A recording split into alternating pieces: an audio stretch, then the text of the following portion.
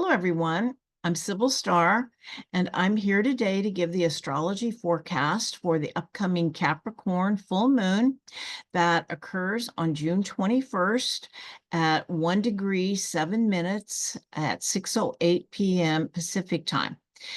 Now, I do want to share that we're going to have two full moons in Capricorn this year. We have one on June 21st at 1 degree, but there is a second one that is on July 21st at 29 degrees of Capricorn. So this is a very strong energy for us right now, Capricorn. But so is Cancer, the opposite sign. And we know the moon has no light of her own, so we always have the axis of the two signs because the moon reflects the light of the sun. So in this case, it is the Cancer Capricorn axis. And so we are very much in the energy of the summer solstice. The full moon on June 21st occurs the day after the summer solstice, which the sun is at its peak. And here in the northern hemisphere, it is at 0 degrees Cancer. It is the time of the year in the northern hemisphere where the weather is mild. There's the land is lush with food, and it's the Great Mother taking care of us. Now, in the southern hemisphere, it is reversed, but at the summer solstice, the sun stands still for 3 days. It doesn't change its position in the sky. And then after that, the light of the sun starts to wane. It has been building, and then it will start waning and then be reborn again at the winter solstice, which is at 0 degrees of Capricorn. So anyway, but the energy of Capricorn is really strong right now. It's the archetype of the elder, which we can look at as the grandmother or the grandfather. Capricorn has to do with self-mastery, mastery of the ego, wisdom gained through living, and integrity and inner strength. Now, I'm going to share the chart of the Capricorn full moon. Okay, so here it is. All right. So what we have here, like I said, the full moon is at June 21st, 2024, 6:08 p.m. Pacific time. And the moon is here at 1 degree 7 minutes of Capricorn, and it's opposite the sun at 1 degree 7 minutes of Cancer. Okay, so that opposition now is also involved in a grand cross. And so these two, the sun and the moon, are in a square with Neptune. It's an out of sign square at 29 degrees of 54 minutes of Pisces. And it's actually opposite. You can't see it here because my chart doesn't show it, but it's called the Super Galactic Center, which is at 2 degrees of Libra. And this is very significant. And so I'll be talking about what that actually means, okay? And we go back here again, and we have the sun is conjunct Venus, widely conjunct Mercury, and it is also a quincunx, which is 150 degrees, or inconjunct. They're two words that describe the same aspect with Pluto. And a quincunx or an inconjunct is it's often a healing aspect, but it's always something too. It's kind of like the way they describe it. It's not like a square, which is just like really challenging and very compulsive and really makes you deal with it. This is more of an inability to get along. What is the right word for that? Anyways, they say it's described like a pebble in your shoe. It's just kind of annoying. It's there. So, and yet it's something that needs to be dealt with. It's two elements here. We've got air and water who don't really mix all that well, and yet they're being asked to work together. They're both at 1 degree, so it's really significant. Okay. All right. Now let us continue with the rest of the chart reading. So So as I said, this full and it's how important to remember that the full moon is actually shows us the fulfillment or the culmination of the new moon. And we know we had the new moon in Gemini, which was so much about the magic of our words and how we use our words and language to create. So what are we creating in our world? So this is like I said, the culmination of it. And as we go through it, there'll be some pieces that show us what that's about. So the Cancer Capricorn axis is known as the parental axis. Cancer is about the unconditional love of the mother, and we're being asked to integrate it with Capricorn, the the Capricorn, which is about the wisdom of living in integrity, responsibility, and self-discipline of the father. You know, I always use that um, analogy that, you know, a mother goes to court with her son and says, you know, I know he's committed crimes, but I love him because he's mine. Whereas the love of the father is more like, you're 21, get out and get a job, learn to stand on your own 2 feet. So they're both two different ways of showing love. Okay. So it's about the balancing of emotional control with vulnerability and deep feeling. The Capricorn moon asks for emotional maturity, to own our feelings, and to remember no one actually makes you feel a certain way. That emotion lives within you. It gets triggered, and when it gets triggered, there's a trauma. There's something there that wants to come to the surface. And so it's important to own your feelings and say, what, you know, if you feel like you've gotten triggered by someone, what is it about? Okay. All right. And Saturn and Capricorn both represent our ego and conditioning of our culture, of our family, of our ancestry, but it's also about our ego. The shadow of Capricorn and Saturn both is the illusion of separation from source. And so it can bring up fear and insecurities around not feeling good enough. And it's really important to know this is part of the conditioning of our culture, the part of the patriarchal paradigm. I like to relate it to original sin. It's how we come into this world. We're told that we're not good enough. And so it's how to heal that. Is healing this on a personal and collective level. Capricorn has a strong inner judge, and it's important to realize that we are the ones setting that bar really high for ourselves. Capricorn, especially a Capricorn moon, when the moon is in Capricorn, the moon is very sensitive, and Capricorn can be a strong inner judge and be very hard on ourselves when we feel we don't measure up. And it seems as though the judgment is coming from others, but the truth is, it's really coming from ourselves. Capricorn really pushes us to excel and to really look at those places where we might be out of alignment with our inner truth. And that is what integrity is really is. It's about being in alignment with our own inner truth. The Capricorn journey is of self-mastery or mastery of the ego, living in alignment with one's inner truth and integrity.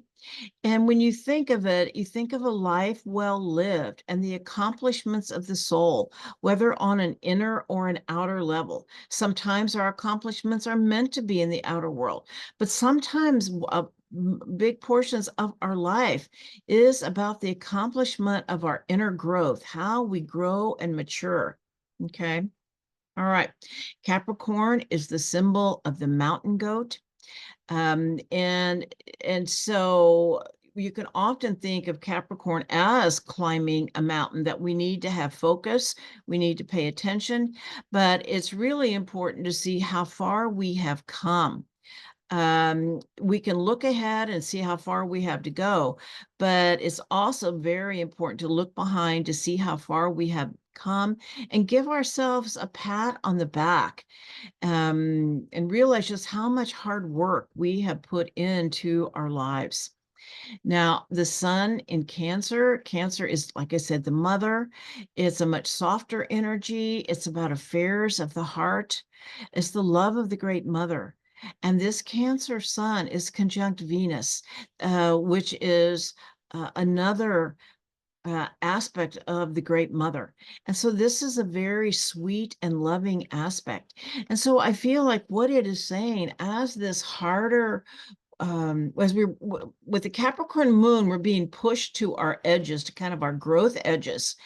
But the Capricorn and the Cancer sun conjunct Venus is saying, to, as we do this hard work to love ourselves, because Cancer is so much about love, and it starts with self-love.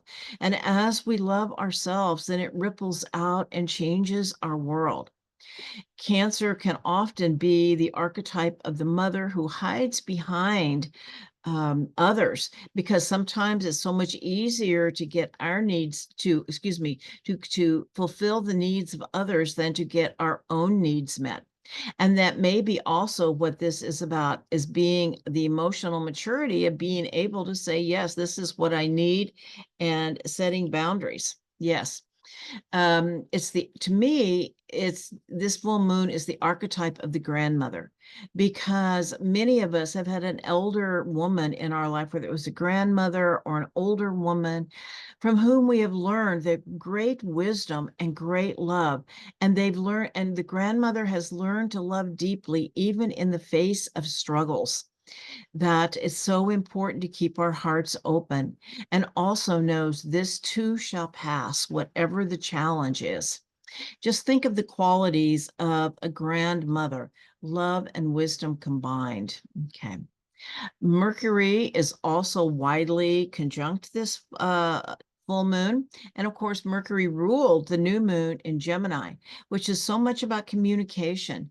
And that's, once again, it's saying it's about words of love. Mercury in Cancer conjunct Venus and the sun is about the impact of words of love have to heal, and the ability to share wisdom with love. But most importantly, though, is how we speak to ourselves. It's every bit as important. I mean, more so, more important, really. And so be really aware to speak to yourself with the same kindness that you would speak to someone else. This full moon is also a very creative time, especially for writing and journaling, but really any form of creativity that helps us express our feelings for healing and self-expression may come through. And many fiction writers have Mercury in Cancer. As they say, the stories are actually soul memories, to allow your imagination to run wild. You don't know what might come into your awareness. Imagination and creative visualization are a big part of the creative process. Okay. All right, so the Sabian symbol is really significant for this full moon. So the Sabian symbol for this full moon is, and those who don't know what the Sabian symbols are, there was a psychic named Elsie Wheeler back in the 1930s, I believe it was, who had a vision for every degree of the zodiac. And she worked with this astrologer called Mark Edmund Jones. And often the image, so as they say, sometimes an image can say 1,000 words, and sometimes the images are just really helpful to understand the energy. So the image for this Sabian symbol for this full moon is 3 stained glass windows in a Gothic church, one damaged by war. To me, what this really spoke to is many things, but what really aligned with this full moon is, the Leonard Cohen song, there is a crack in everything, for that is where the light gets in. And Rumi said, the wound is where the light enters. And so, Capricorn, with the piece of the self-judgment, shows us where that could be where our wound is around self-judgment, our old trauma of where we feel judged. And but any of our any wounds, old wounds and old traumas, that when they are exposed, we feel vulnerable. but is when we allow ourselves to feel vulnerable and let others see our wounds, is when we allow ourselves to heal, because that's when we feel most deeply. When we allow ourselves to feel the disappointments, the regrets, those places of sadness that we want to even hide from ourselves, when we allow ourselves to feel the pain, it will dissipate over time. And as it does, it will also allow us to feel greater joy, gratitude, and love as we let that light into the dark places of our hearts, the places where we don't yet love ourselves. That's what this is really about. As we let the light into those places where we don't yet love ourselves. And as they say, a broken heart is an open heart, because that is where the light gets in and leads us to deep compassion for ourselves and others. Some say compassion is the highest form of love. And I've even heard some say they feel this is why we have incarnated, is to have a broken heart. So because as our heart breaks, and the compassion that we feels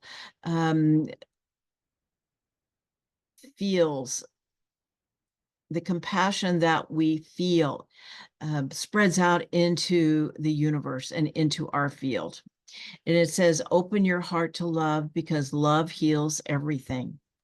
Now, I talked about this grand cross with Neptune at 29 degrees of Pisces and the Super Galactic Center at 2 degrees of Libra. I've talked about the Super Galactic Center before. It is a black hole, or that's what we call it a black hole. Our 3D physics call it a black hole. Our Star Nation relatives say it's actually a portal to other universes and other worlds. And the major teaching of this Super Galactic Center at 2 degrees of Libra is the law of attraction. And so what are you broadcasting? Because whatever you are broadcasting is what is coming back to you. The external world is a mirror reflection of our inner world and what we are putting out into the world from that. I have this beautiful quote from Lisa Royal Holt. She did a video where she channeled one of the Pleiadian beings that she works with named Hamon. And so this is the quote. You are as the one. You are holographic consciousness. Each of you in your human bodies are fractals of the whole, which basically means that the universe is a reflection of yourself. In a separated reality, humans don't understand this idea. So if they see something they don't like in another person, they might judge that other person, not realizing they're really throwing their judgment at a mirror, because the one they are judging is really a part of themselves. She says it in such a wonderful way. A new vision of consciousness is evolving, where we become aware there is no objective reality, but a version of consciousness based on your own perception. It's once again a reflective universe that is based on your perception, and everyone has a different perception.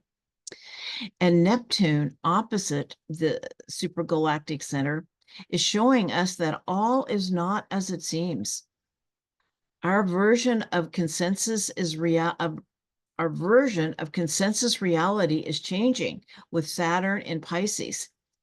Saturn represents consensus reality, and it is changing with its transit of Pisces, and then it moves on to a conjunction with Neptune in the last degrees of Pisces, and then into 0 degrees Aries. This happens over 2025 and 2026. The exact conjunction of Saturn and Neptune will be at 0 degrees Aries on February 20th, 2026. And this is the birth of a new reality as we realize this beautiful quote here from Robert Hand that I've shared in many of my videos, but it just seemed really significant again, that Saturn is the illusion. There is one reality. Neptune is the reality. There are many. Saturn is the illusion. There is one reality. Neptune is the reality. There are many. This comes from Robert Hand. And this is where we are going, that we are recognizing that our reality is based on our perception. And the universe mirrors that back to us. That's why people can have very different perspectives. Now, also, there are cracks in our 3D understanding of reality of separation. And that is where the light of higher consciousness is coming in, the light of Creator. Neptune is at 29 degrees of Pisces, which is called the anoretic degree. It's the last degree, and the last degree not only of Pisces, but of the zodiac. When it moves into 0 degrees Aries, it's a whole new beginning. And when it's the last degree, it's really kind of focusing in on the teaching of let's, and in this case, it's of Neptune in Pisces.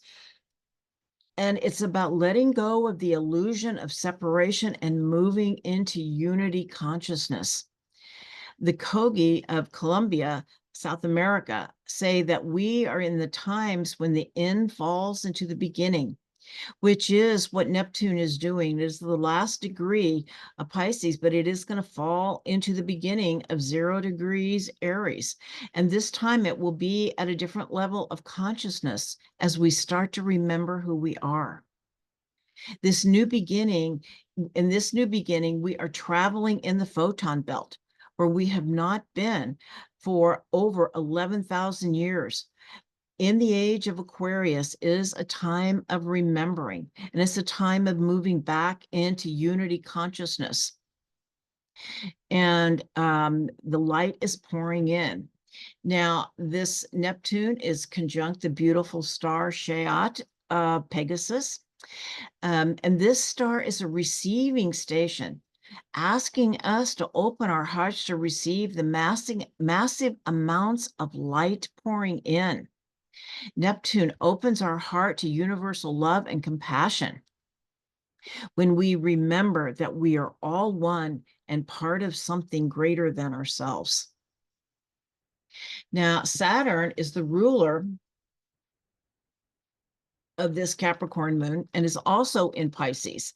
They are Neptune in Pisces and Saturn in Pisces are 10 degrees apart.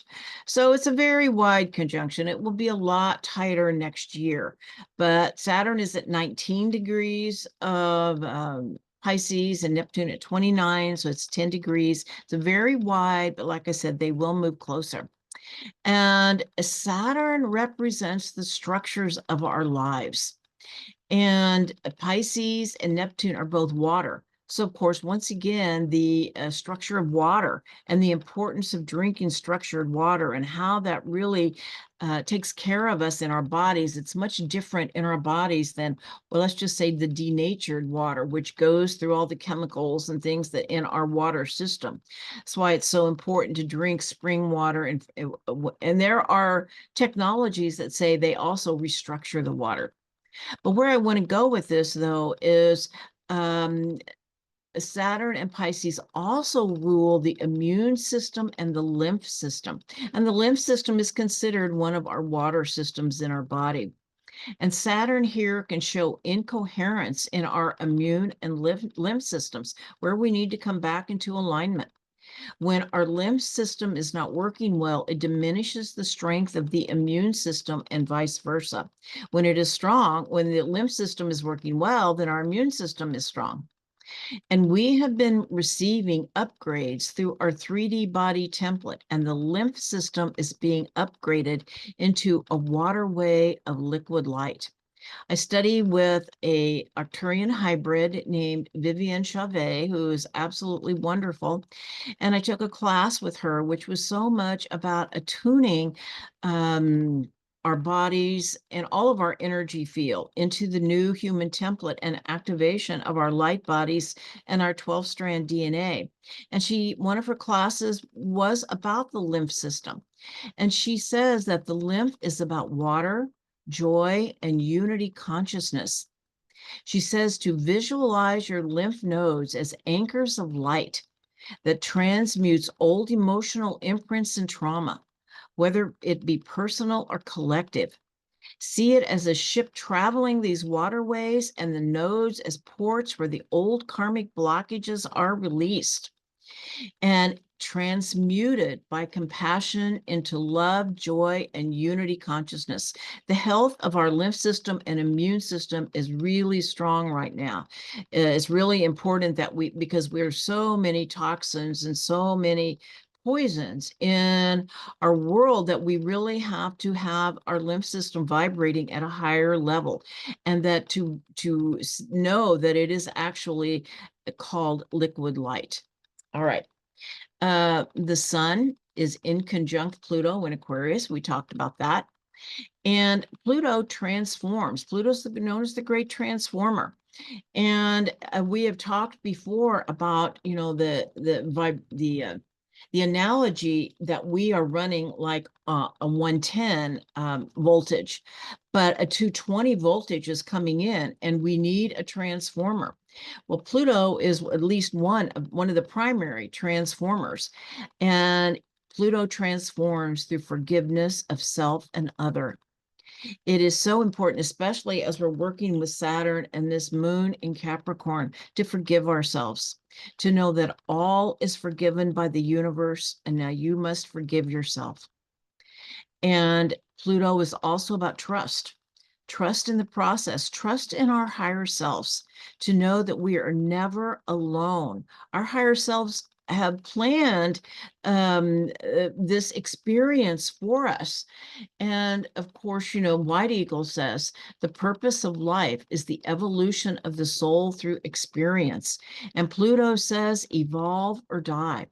But we must trust the process and know that we are always held in the arms of love, and that our evolution depends on the quality of our healing and our ability to release old stagnant energy patterns in our emotional bodies. The more healed we are, the more powerful we are. And the more powerful we are when we come together, because the role of the collective consciousness in the quantum field, to me, Aquarius is very much about the collective consciousness. And Pluto transiting through there is a transformation of the collective consciousness, and how when we come together in the quantum field to pray, to meditate, to focus our energies, is really how we're going to change our world, is going to create a tipping point. But if we haven't done our work, we will revert to the least common denominator, which is fear. But if we've done our work and released a lot of these old stagnant energies that are really not us, what we need to release, we come together in a very powerful way. Okay. And that is actually what is going to create the tipping point. I went to an event. It was actually a Stargate event. And when the leader of this event was Prageet, many of you probably are familiar with the Stargate experience out of Mount Shasta. And part of the meditation was visualizing the whole world engulfed in compassion, compassion coming from our heart. And I could really feel the shift. And I know it is just super important that we start working together this way. All right. Now, Uranus is at Taurus, 25 degrees, and it's conjunct the fixed star Segin in Pegasus. And this is an interesting star. I just found out about it because this star is said to open time portals. And those who have this degree in their chart may be time travelers. But anyway, as Uranus is transiting it, we might find ourselves either time traveling or opening other timelines. All right. Now, the last thing I'm going to talk about is the fixed star Betelgeuse in Gemini. It's at 29 degrees, 5 minutes of Gemini, and it's an out of sign conjunction with the sun. It's 2 degrees in conjunction with our sun. Now, I'm going to show you, I am going to screen share. Hopefully it's right where I want it to be. It is. Okay. Okay, here we are. Okay, so Betelgeuse as a supernova. Okay. And so Betelgeuse, I just wanted to show you this. Betelgeuse is um, is a bright red orange star here in the left corner, or the left, excuse me, it's the right shoulder of Orion. Okay. So you can see it right here. And they say that it is becoming a supernova. And here is the image of the supernova. Okay.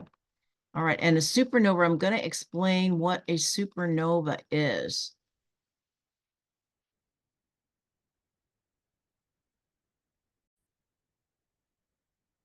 All right.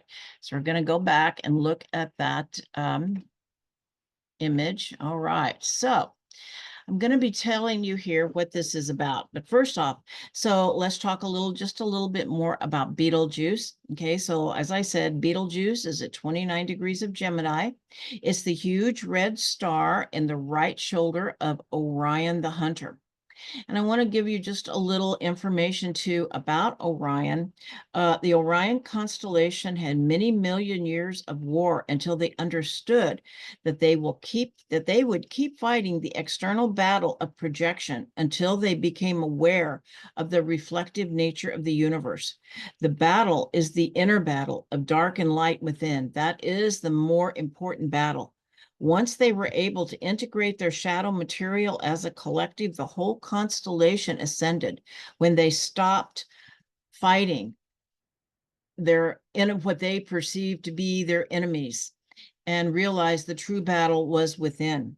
And it is also believed that the Star Wars movies were based on the Orion Wars. And Betelgeuse was the base for the resistance to the evil empire in the archetypal war of good and evil. And it was actually the resistance that had to become aware that it was their perception of reality that was creating their reality, and that they had to look within to change their situation. That reality is created from the inside out. Bernadette Brady says that Betelgeuse is a star of power and success. It amplifies talents and abilities and asks no price in return. And the stellar nation soul family says it is an angel star of cosmic law or cosmic order, bringing things into right alignment with love, because love is what is cosmic law. Everything in our universe is made of love. But this is what is called a supernova here, and it's a supernova exploding. And it's, astronomers noticed that a dimming was occurring on Betelgeuse several years ago that made astronomers believe that this star was becoming a supernova, that it was ready to explode. Although now the dimming is intermittent, so they think the process may have slowed down a bit, but that it is still going on. But it's kind of, like a light bulb that kind of goes off and on until it's ready to go. And so what is a supernova? A supernova is a powerful and luminous explosion of a star. A supernova occurs during the last evolutionary stages of a massive star, or when a white dwarf is triggered into runaway nuclear fusion. The original object, called a progenitor, either collapses to a neutron or black hole, or is completely destroyed to form a diffuse nebula. And I have this beautiful quote here, and it says, the spiritual meaning of a supernova, well, actually of a nova, but Betelgeuse is called a supernova because it's so big. The spiritual meaning of a nova is an explosion of divine energy, which completely transforms us.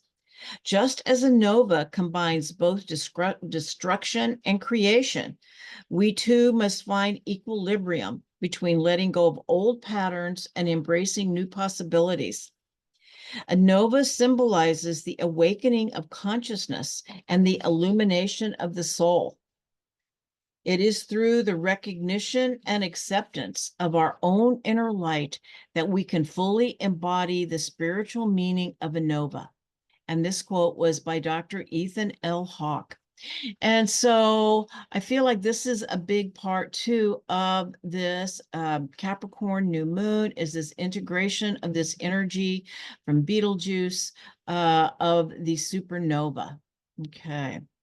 All right. So, and in conclusion, it is said that the moon represents the emotional body, which carries all of the memories of the soul encapsulated in emotional form.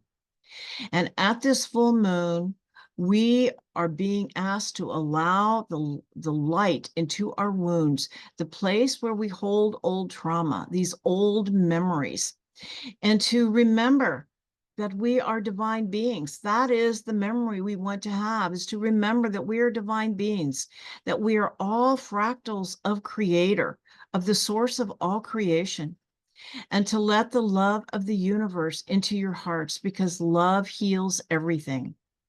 It is an explosion of divine energy that completely transforms us. Divine energy is love, and love is the most powerful force in the universe. All right, so wishing you all a wonderful coming month, sending you much love and many blessings. Namaste to all. Blessings. And if you like this video, please check like and subscribe. And if you're interested in a reading, all my information is in the description box below. Aho and blessed be.